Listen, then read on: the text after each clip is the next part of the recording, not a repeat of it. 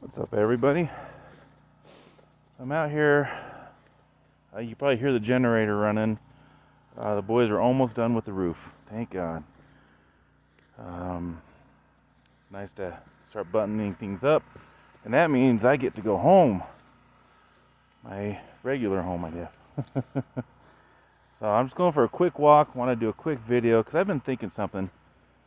Boy, there are game trails everywhere. All these tracks. See all these tracks? Those are Patsy's tracks. But here's some more. Here's some more. Just everywhere. Just everywhere.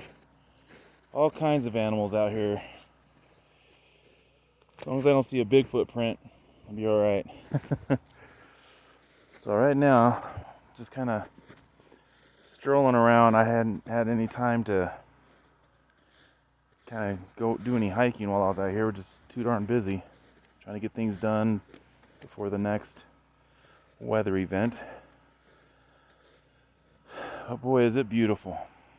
It is beautiful and quiet, and no distractions, no noise other than my generator and the occasional nail gun popping. So I got to thinking about a subject, and I want to kind of throw it at you guys, see what you think. The turn of the century, from the 1800s to the 1900s, the Industrial Revolution,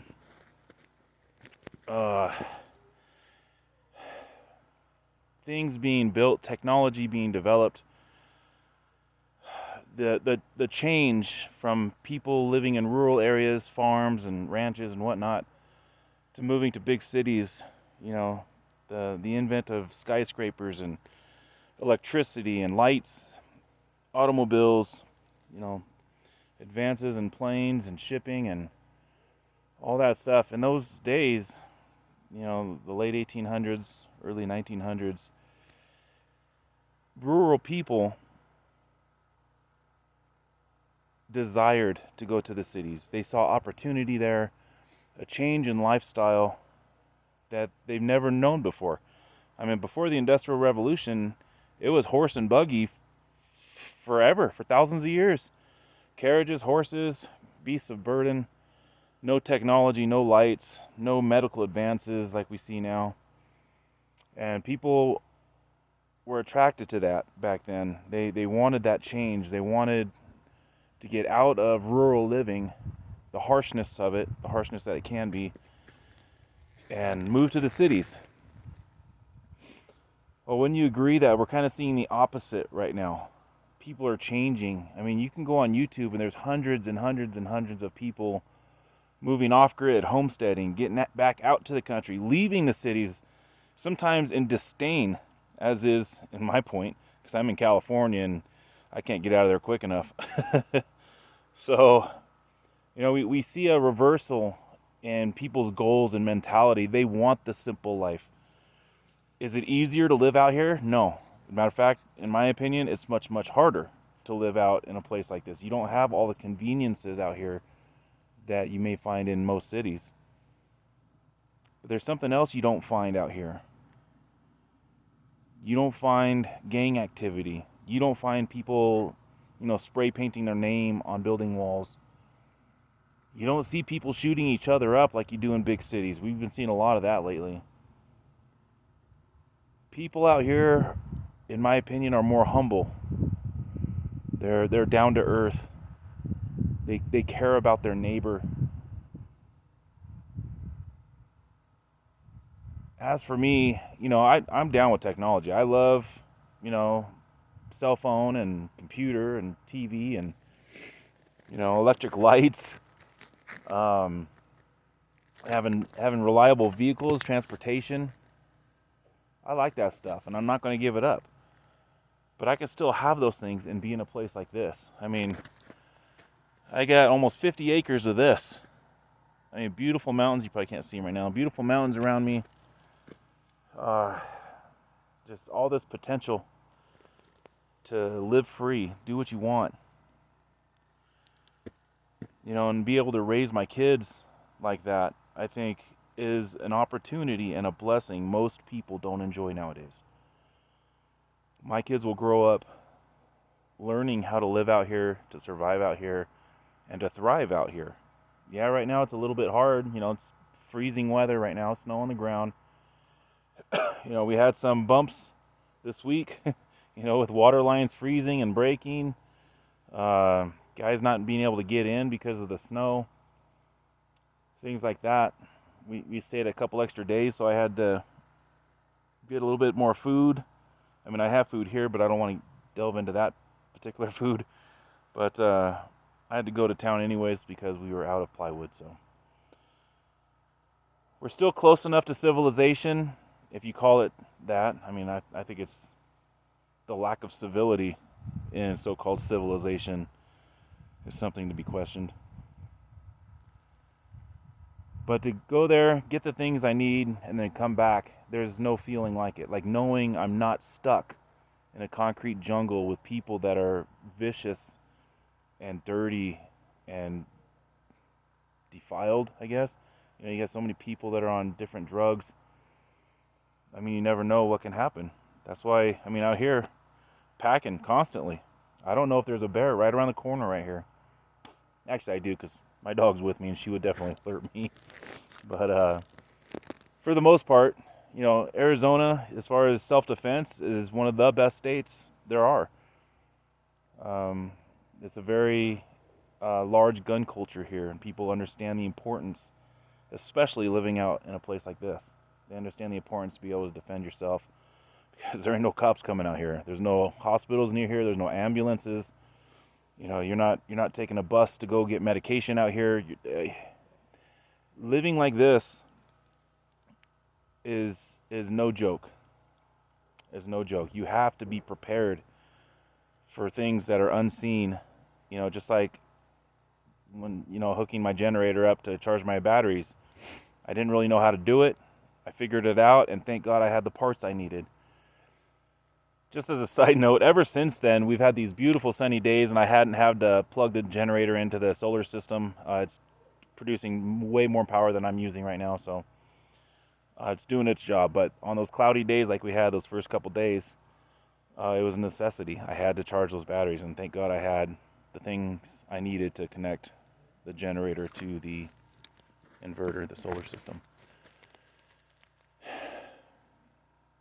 I don't know. I think people that live out here, I know this is a kind of a corny thing to say, but this old juniper. These junipers, it's a hardwood, and to grow this size takes hundreds of years. This one, I would safe to say, is probably at least 200 to 300 years old. At least. And you may think it's dead. It's old and gnarly, dried up. Dried up. But you turn over here, this branch still has life. And I think that's how a lot of us are out here. Some of us are getting older, a little bit gnarly, but damn it, we love this life, and we're still producing. We're still alive, and we're going to use the last bit of life we have on this planet to enjoy ourselves. And when I'm out here, folks, and if you live out like this, and you're like me, you know exactly what I'm talking about. Out here, it's peaceful. It's peaceful. And here's some deer track.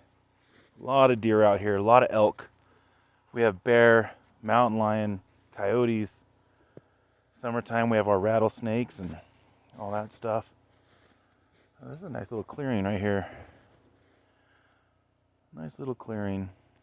I'm really looking forward to getting another excavator out here, start making some paths to take the quad on, run around a little bit, let the kids play. But being old and gnarly and, looking like this has some downfalls, I guess. Especially when you live in a big, fancy city like San Diego. I fit right in here. Everybody looks like me here. Poor guys, right? Poor guys. But in the city, you got the purple hairs. You got the fancy folk. And then you got a couple of oddballs like me running around. This is a very old tree. I mean, I don't know if you guys can see it, but that stump has got to be at least a 5-foot diameter around that. That thing is old, but again, a lot of life still in it. So the phenomenon we're seeing with people being born and raised and living in the cities, changing their entire lives around to come out to a place like this, live out the remainder of their time in the country, away from technology as we typically know it. I think it says something. And what I think it says is that it is innate in us, meaning that we're born with the desire to be around nature. I mean, we've had populated cities for a couple hundred years now, and I think a lot of people are realizing that to find true happiness, sometimes you need a little bit more solitude, a little bit more quiet, a little bit more nature, a lot more nature. You know, walking around just out here is very peaceful, even though the generator is making a bunch of racket. But it's one of those necessary things to get this roof done. Wow, this is a huge pine tree. So out here we have pinyon pine. Obviously we have juniper. We got oak. It's much more sparse. But we do have oak. But look at this 40-foot tall pine tree behind me. Beautiful. Now we did have a beetle issue, the pine beetle, and boy, it devastated a lot of trees out here, a lot of mine included. But you know, nature does what it's gonna do. A lot more game trails, just tracks everywhere, guys. Everywhere I've walked so far on this video, these are cow tracks. This is a cattle ranch. You can tell it's a cloven hoof. So most of the tracks out here are cattle, but you do find deer and elk. Last time I was up here, we saw a mountain lion track on our hike.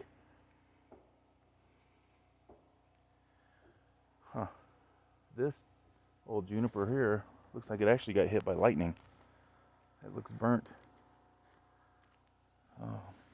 We do get some pretty crazy lightning storms up here too. Beautiful weather. And right now is just perfect time to go for a walk. It's not windy. It's not cold at all. I'm almost tempted to take my beanie off. I mean, you can't even see my breath. It's that warm.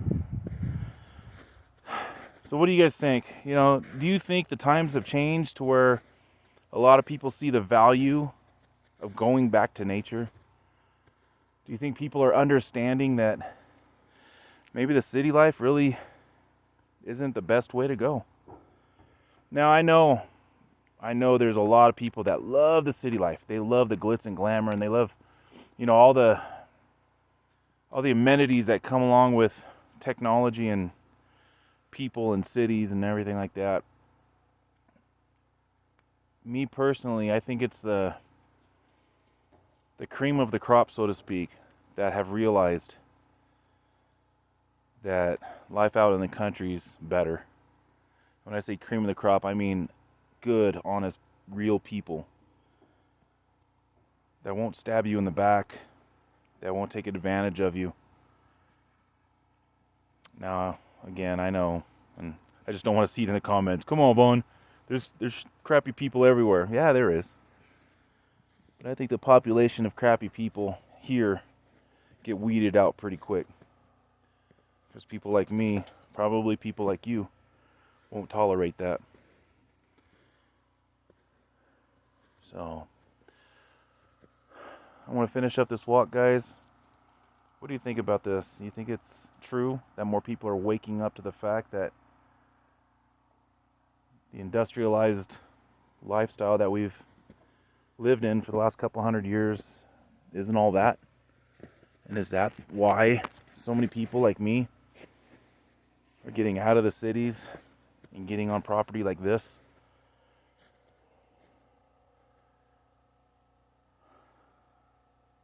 I think so. Maybe it's like the Great Awakening. People are realizing, wow, you know, city life kind of does suck sometimes. and then they find a place like this to go to that they enjoy. One thing I've noticed in this area here in northern Arizona, there's a lot more cabins popping up, a lot more fifth wheel trailers being pulled out, and solar systems and water catchment systems being set up. I've seen it in the last 2 years. Ever since COVID, ever since that potato that's in the White House is doing his thing, I think a lot more people are waking up to the fact that they need a defensible space. You know, a place where they can retreat, get out of harm's way, and live the best life they can under those circumstances. So I'll cut the video here, guys. I hope you're all doing well. I'll be out of here in the next day or two. Back to San Diego. Actually, back to my horse ranch outside of San Diego. So we still kind of live out in the country, even though we're in California.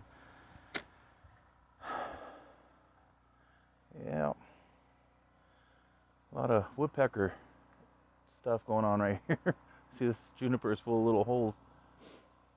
Getting those bugs. Anyways, I hope you guys are doing well. I hope you guys have a great Christmas. If I don't make another video till then, enjoy your family.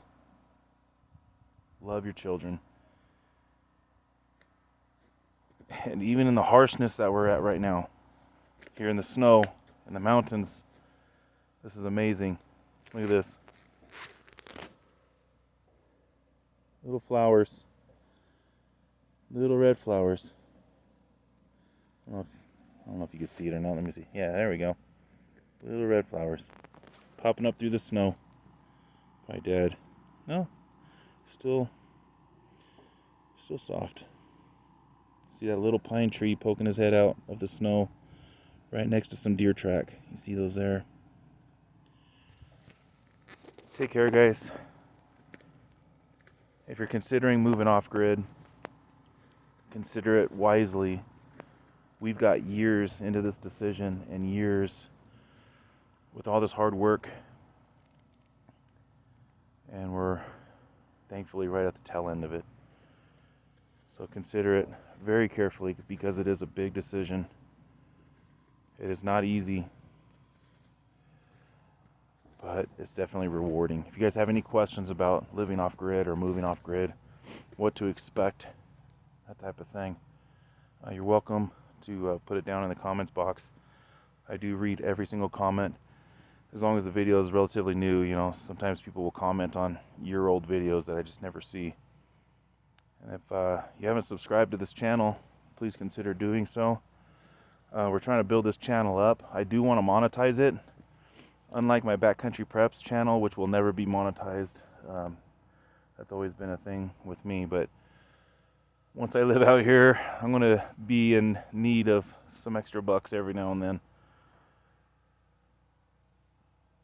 And it'd be great to monetize and take advantage of that program they have.